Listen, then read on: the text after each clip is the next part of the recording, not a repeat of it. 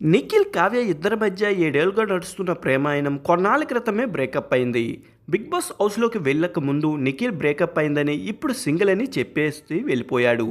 దీంతో వాళ్ళ ఫ్యాన్స్ అంతా షాక్కి గురయ్యారు.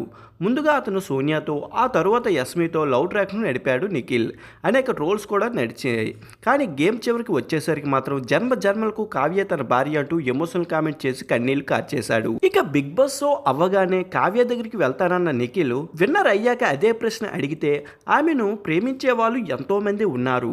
రిలేషన్ నిలబడాలంటే అవతల వాళ్ళ నుంచి కూడా ఎంతో కొంత సపోర్ట్ ఉండాలి. ఆమె హట్ అవ్వడానికి కారణం ఏమిటో అంటూ మొత్తం చూసి తెలిసి ఉండేది. ప్రమోషన్స్ కోసం హైలైట్ చేస్తే ఇలాగే ఉంటుంది అంటూ ప్లేట్ తిప్పేశాడు నిఖిల్.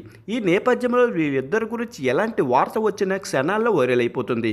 లేటెస్ట్గా వీళ్ళిద్దరు కలిసి తిరుపతి వెళ్ళారంటూ, మోకాలపై కావ్యని నిఖిల్ గెలవాలని కోరుకుంది, అందుకే మొక్కు తీరుస్తుందంటూ కొన్ని వార్తలు సోషల్ మీడియాలో వైరల్గా మారాయి.